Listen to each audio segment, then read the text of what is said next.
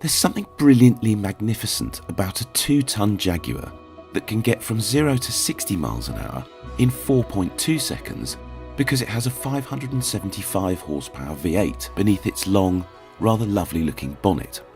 But then that's exactly what the new £94,000 XJR 575 is all about. Being majestic, even if it is completely out of kilter with what's going on in the rest of the car world in 2017. And this, albeit too briefly, is what it's like to drive. This thing is a beast, and it's fast as well, really fast. It's a bit of a contradiction in terms, the XJR 575, because on the one hand, it is a big, very luxuriant limousine, but on the other hand, you can really chuck it around like it's a proper sports saloon, and as a combination, it's unique. I'm not absolutely convinced about the ride quality, because surely a luxury limo should ride just a little bit better than this, but you would not get the body control, you would not get the kind of driver enjoyment that this thing throws at you the moment you throw it at any corner, if it wasn't fundamentally as composed and stiff as it is. So you just have to kind of wave goodbye to a little bit of the comfort that you might expect in return for this fabulous sporting feel. Really lovely steering in the XJR 575. As with all Jaguars, but I think if anything this one steers the best of the lot, because you just know where the front end is all the time.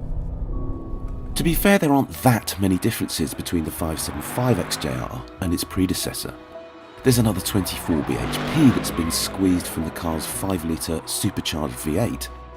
And there are also a series of small but significant styling changes outside and in that include new LED headlights and unique new J-Blade daytime running lights. Plus, there's a range of new colour options that include the Velocity Blue that you see on this car. On the inside, which remains a place of rare opulence, there's a new 10-inch touchscreen with full-screen navigation and all sorts of minor tech upgrades. Apple CarPlay still isn't available though, which will be disappointing for technophiles. The paddle shift gearbox is also really good in the XJR. It's the same ZF 8-speed that you get in just about everything nowadays that isn't a dual clutch. But it works really well, up or down, and it combines with the supercharged V8. But the gearbox works beautifully with the engine, and it just provides this lovely, fluid, but really, really potent combination of power, torque, and just snappy gear changes.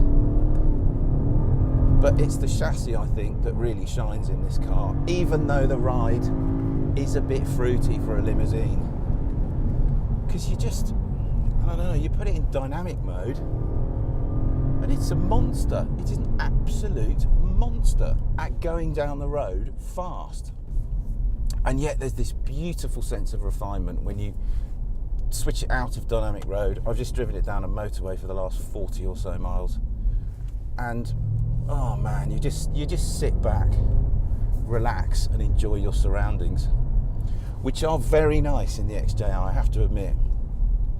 I love the XJ cockpit full stop, but these kind of sporting touches, these bits of carbon fibre that you get on the front, all the gauges are digital, it's just a really nice place to be inside this car.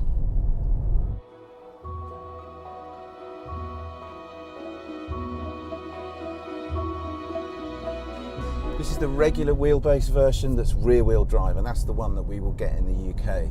In other markets, you can get a longer wheelbase version, and you can get with four-wheel drive as well, but I don't know, even though it's got 570 horsepower and 700 newton meters of torque and is rear-wheel drive, I have singularly failed to unstick the rear tyres anywhere on this road, and it's quite twisty. I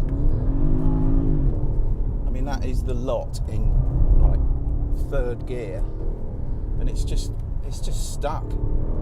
It really is a beautifully well sorted driver's car, the XJR, and you just wouldn't expect it. I mean, the seats that you would expect to travel in this thing are those ones in the back, and it is lovely when you climb into them. There's not acres of legroom, but there's more than enough, and it just feels really special back there because the seats are individually tailored.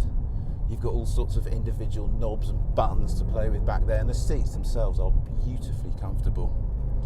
But this is the seat you want to be in the XJR 575 because it just delivers a unique combination of genuine luxury but also really sharp, sporting dynamic behaviour. I don't think there is another car like this on sale, and for 94 grand, just a whisker under 94 grand, I think this represents a huge amount of car for the money. Click on the video windows to watch a first look at the Audi A7 Sportback, or at a first drive of the Aston Martin DB11 V8. Click on the play icon to watch our latest video, or on our logo to subscribe.